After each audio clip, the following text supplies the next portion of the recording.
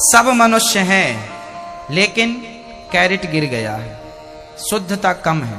यदि वो शुद्धता, राजा हरिश्चंद्र मर गए, बिक गए, पत्नी बाजार में बिक गई, बेटा बाजार में बिक गया, क्या उस स्थिति में भी राजा हरिश्चंद्र ने क्या धर्म को छोड़ा, क्या सत्य को छोड़ा? नहीं छोड़ा ना। जो विषम परिस्थितियों में भी अपना सत्य ना छोड़े, उसी को आप सच्चा मनुष्य मानिए, मनुष्य जानिए। अब आप ही बताइए कि आप विषम परिस्थितियों में सच को छोड़ते हैं या पकड़ते हैं? आजकल लोग दिन में 2-4 बार झूठ बोल ही देते हैं, 2-4 झूठ मुंह से निकलता ही निकलता है। जो रोज रोज झूठ बोले उसे आप कैसे मनुष्य कहेंगे? हाँ, जबकि गोस्वामी जी कह रहे हैं कि बड़े भाग्य मानुष तन पावा, सुर दुर्लभ सद ग्रंथन गावा। बड़े भाग्य से मनुष्य का देह मिला है, बड़े भाग्य से ये तन मिला है, इस तन से सच बोल लीजिए। राजा हरिश्चंद्र के बारे में आप लोग जानते हैं कि नहीं? कौन कौन जानता है? हाथ उठाओ। जो जानते हैं वो हाथ उठाएं, जो नहीं जानते उनको हम बताएंगे। राजा हरिश्चंद्र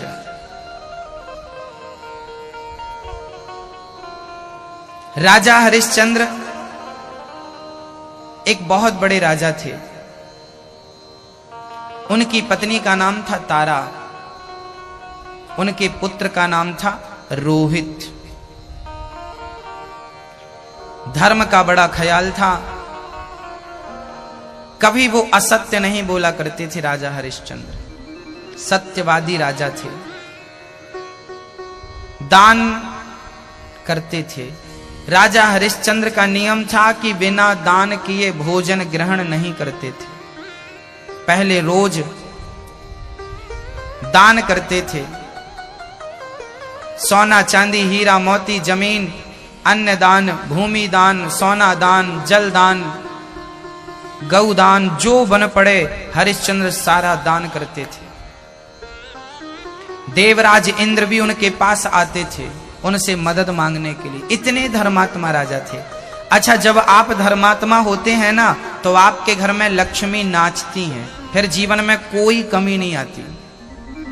जो सत्य के मार्ग में चलता है ना, उसके जीवन में कभी धन का, लक्ष्मी का अभाव नहीं होता। बस धर्म के प्रति भाव बना रहे बस। हरिश्चंद्र भी प्रेम पूर्वक धर्म का पालन करते थे। एक दिन की बात है, राजा हरिश्चंद्र ने एक स्वप्न देखा। उस स्वप्न में उन्होंने अपना पूरा राज्य किसी ब्राह्मण को दान कर दिया, ऐसा उन्होंने स्वप्न देखा। सब कुछ दे दिया।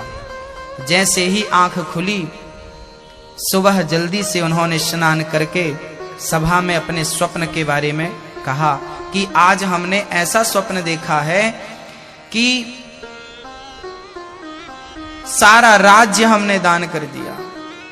स्वप्न में ही सही, लगता है हमें दान कर देना चाहिए, पर किससे? कोई मांगे तो दान करें। तभी विश्वामित्र जी आ गए। विश्वामित्र जी के चरण धोकर हरिश्चंद्र ने भोजन कराया और कहा, महाराज, आज मैंने स्वप्न में पूरा राज्य दान किया है। आज मैं अपना पूरा राज्य आपके श्री चरणों में समर्पित कर रहा हूं, क्या आप स्वीकार करेंगे?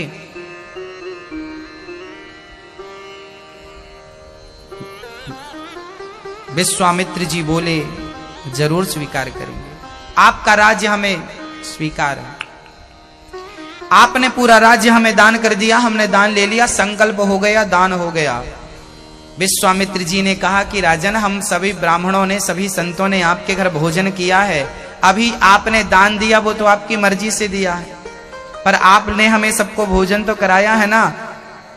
हम 1100 साधु हैं, तो हम सभी साधुओं को दक्षिणा तो देनी पड़ेगी, तो अब आप हमें दक्षिणा दे दो।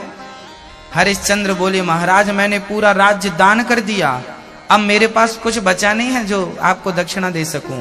याद रखिए भक्तों, दान अलग होता है दक्षिणा अलग होती है। किसी शुभ काम में दिया हुआ द्रव्य उसे दान कहते हैं।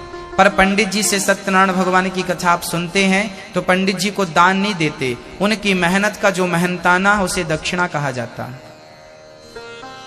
है ना। भागवत की कथा सुनने के बाद जो आप देंगे वो दक्षिणा होगी। वृद्ध माओं के लिए जो देते हैं वो दान होता है। तो दान अलग है, दक्षिणा अलग है।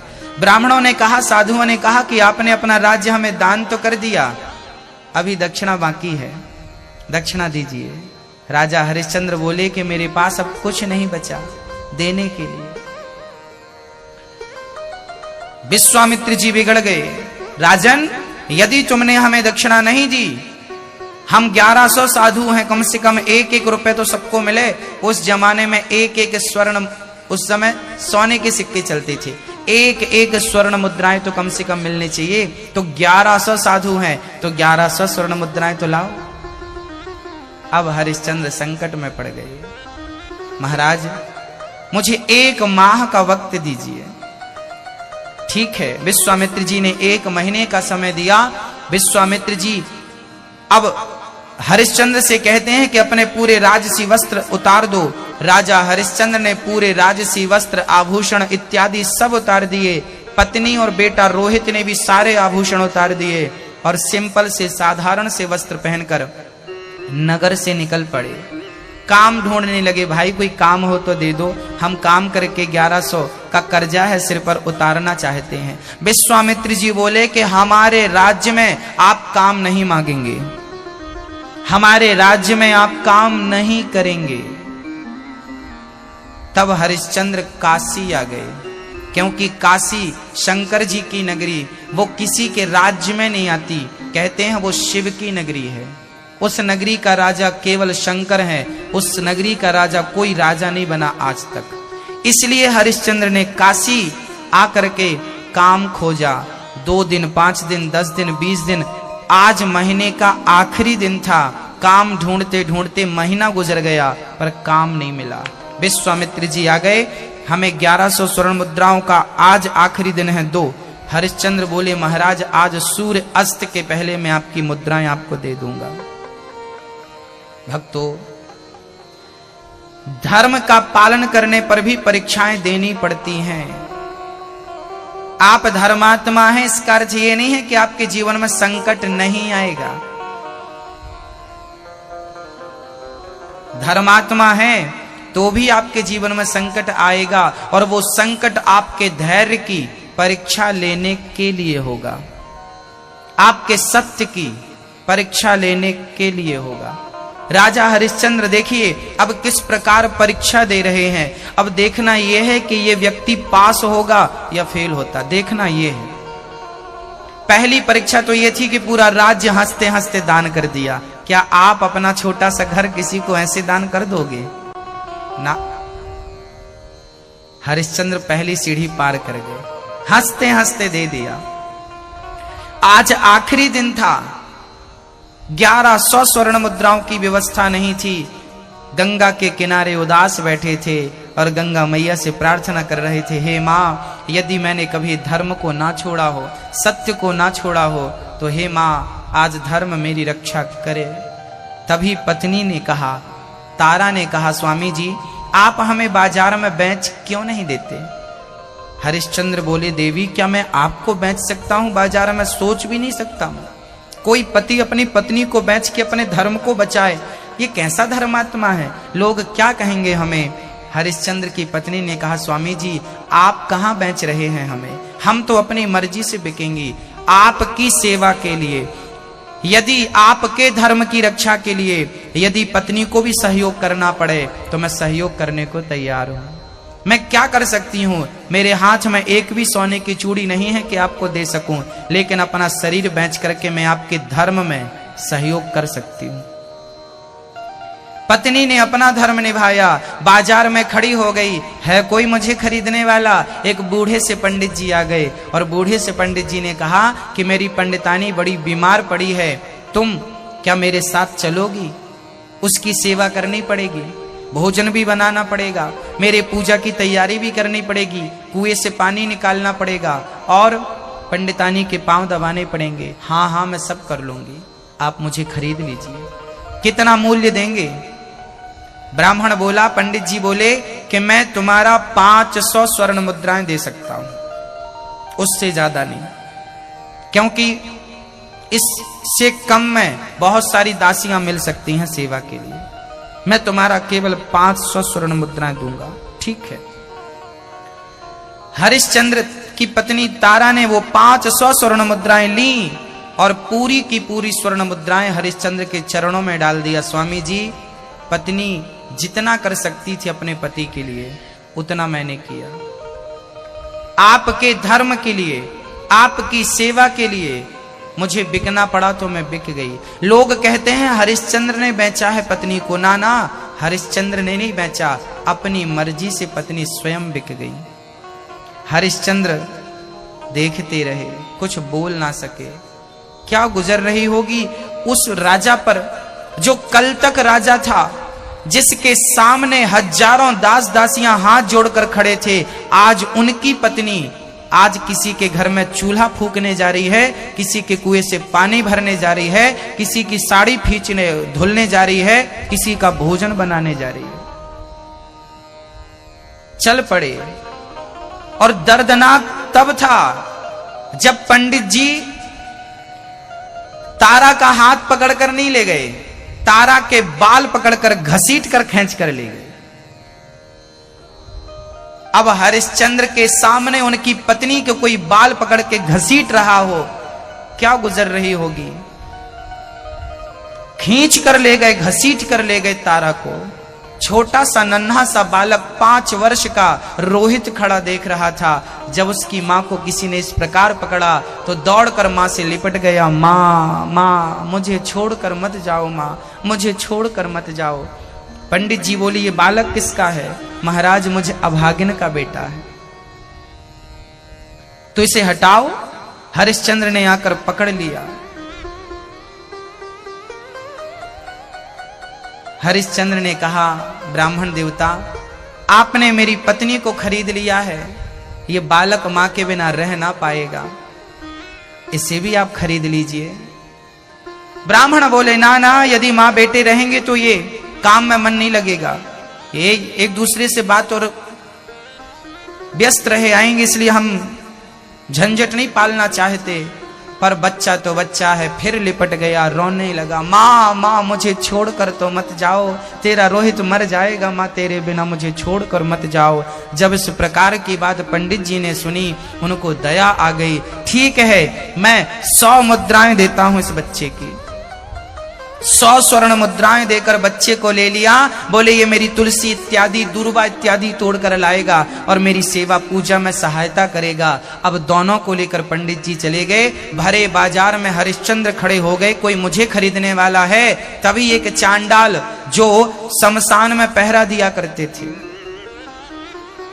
शमशान में पहरा देने वाला डॉम आया और हरिश्चंद्र से कहा कि मुझे कोई खरीद लो। तब डॉम आ गया, चांडाल आ गया, मैं तुम्हें खरीदता हूं, कितना दोगे? बोले, 500 स्वर्ण मुद्राएं दूंगा। ठीक है, 500 की ही जरूरत थी। 500 अपने, 500 पत्नी के और 100 बच्चे के 1100 स्वर्ण मुद्राएं हुई। सूर्य अस्त के पहले हरिश्चंद्र ने विश्वामित्र जी को स्वर्ण मुद्राएं देकर उनके ऋण से उऋण हो गए। हरिश्चंद्र बाजार से अब शमशान की ओर जा रहे हैं और वहां पर हरिश्चंद्र ने देखा कि मुर्दे जल रहे हैं, लोग रो रहे हैं, लोग चीख रहे हैं। भाई, शमशान में क्या होता है? लोग रोते हैं, मुर्दे जल रहे हैं, और वो भी काशी का शमशान जहां हजारों मुर्दे जलते हैं, चिताओं की आग बुझती ही नहीं है। वहां पर जब हरिश्चंद्र को खड़ा किया गया लाठी देकर, आंखों से आंसू आ गए। हे विधाता, तूने कहां लाकर खड़ा कर दिया? भक्तों, समय कहीं भी लाकर आपको खड़ा कर सकता है। ये समय है, जो कल तक राजा था वो आज शमशान में जो भी लोग आते हैं ना मुर्दा लेकर के, उनके ऊपर का कफन ये लेते हैं और टैक्स टैक्स के रूप में जो मुर्दा आएगा उसे जलाने का टैक्स लेते थे। 1 पैसा 2 पैसा जो भी निर्धारित था वो लेना था। हरिश्चंद्र बोले अपने मालिक से जिनने खरीदा था कि हमारा भोजन, तब उन्होंने कहा कि तुम्हारा भोजन यहीं पर। जो लोग मुर्दा लेके आते हैं ना, तो मुर्दे को 2-4 दिन का भोजन तो लाते ही है मुर्दे के लिए, पिंडदान करती हैं, तो उन्हीं का जो बचा है वो तुम खाया करो। राजा हरिश्चंद्र 56 भोग खाने वाले, मुर्दे को जलाने के बाद जो वहां पे चावल बनता था, पिंडदान होता है ना मुर्दे के वहां पे, उसी पिंड को हरिश्चंद्र को खाना था। वहां पर जो लोग लाते थे खाने के लिए, मुर्दे के लिए, कि इनके यहां पर वो बचा हुआ अन्न नहीं होता था, तो वहां पर जो चावल गिर जाते थे जो भी, उसे समेट कर उसी चिता की आग में एक पात्र रख करके और वो खिचड़ी बनाकर गंगा जल डालकर खाते थे। ऐसी विषम परिस्थितियों में भी हरिश्चंद्र ने धर्म नहीं छोड़ा। धर्मो रक्षति रक्षिता। धर्म की परिभाषाएं क्या हैं? ये परिभाषाएं, ऐसा होता है धर्म। धर्म के लिए बिकना पड़े तो बिक जाओ, मरना पड़े तो मर जाओ, यही धर्म है। राजा हरिश्चंद्र ये भी तो कह सकते थे कि मैं तुम्हें क्यों दूं अपना राज्य दान में, क्या जरूरत थी देने की, नहीं देते तो कौन क्या कर लेता, लेकिन दिया ना। धर्म की रक्षा जो करनी थी। समय ने करवट क्या लिया, एक दिन रोहित, अब वो पंडित जी के घर कुएं से पानी भर रही है, पंडितानी बीमार पड़ी है, तो उसे नहलाना, उसे उसकी नित्य क्रिया करना, सब काम करती है। एक बहू अपनी सास की क्या सेवा करेगी जो तारा ने पंडितानी की सेवा की? क्योंकि वो धर्म की बेड़ियों में बंधी थी और आपको धर्म की परवाह ही नहीं है। कौन धर्म की परवाह कर रहा है? आज बेटा अपने मां बाप की सेवा नहीं करता, दूसरों की, गैरों की तो छोड़ दीजिए, किसे पड़ी है धर्म की? समय देखिए कि एक दिन रोहित बगीचे में पुष्प तोड़ने गया था, तुलसी तोड़ने गया था, तभी एक काला सा नांग रोहित को डस लेता है। रोहित को डसा, सांप का जहर गया, बस प्राण निकलने लगे। मां मां करके चिल्लाने लगे रोहित। बस कहने लगे भैया कोई हो तो मेरी बात सुन रहा हो तो जाओ मेरी मां से कह दो कि तेरे बेटे को रोहित ने डस लिया, बेटे को सांप ने डस लिया, और मां को पता ही नहीं कि मेरे बेटे को सांप ने डस लिया। रास्ते से निकलने वाला एक मुसाफिर देखा कि कोई बालक चिल्ला रहा है, जाकर देखा भाई क्या हुआ, बोले मुझे सांप ने डस लिया, आगे मेरी माँ मिलेगी, माँ से कह देना कि रोहित नाम के बेटे को सांप ने डस लिया। अब वो जाकर चिल्लाने लगा भाई रोहित किसका बेटा है, रोहित किसका बेटा है? तारा निकल कर आई मेरा बेटा है। क्या हुआ? बोले तेरे बच्चे को सांप ने बगीचे में। जाकर लगी बेटा रोहित, बेटा रोहित। तब तक पंडित जी ने आवाज लगाई यहाँ आओ, यहाँ आओ महाराज, मेरे बेटे को सांप ने डस लिया। खबरदार जो ऐसी बातें की तुमने, अभी घर में काम पड़ा है, बर्तन पड़े हैं, पूजा की तैयारी करनी है, वो पंडितानी की सेवा बाकी है, और तुम जाने लगी महाराज मेरा बेटा मर गया, सांप ने डस लिया। पंडित जी बोले सांप ने डस लिया, कोई बात नहीं, अभी काम कर लो फिर चली जाना। पंडित जी ने जाने नहीं दिया, पंडित जी ने जाने नहीं दिया। तारा ने उस स्थिति में काम किया, पंडितानी की सेवा की, पूजा की तैयारी की, सारा काम किया, पूरा दिन सेवा में लगा चला गया। जब पंडित जी पंडितानी रात के 10 बजे सो गए तब फुर्सत मिली, अब वो बेटे को देखने गई है। बेटा सुबह का मरा और रात्रि को 10 बजे माँ को फुर्सत मिल रही है अपने बेटे को, मरे हुए बेटे को देखने की। दौड़ी दौड़ी बगीचे में गई, बहुत देर हो चुकी थी, बेटा मर चुका था। जैसे ही मां ने बेटे को देखा लिपट गई, बेटा रोहित, बेटा रोहित, मैं कितनी अभागिन हूं बेटा कि तेरी मौत पर भी मैं टाइम से ना आ सकी, समय से आ जाती, किसी वैद्य के पास ले जाती तो शायद तू बच जाता बेटा।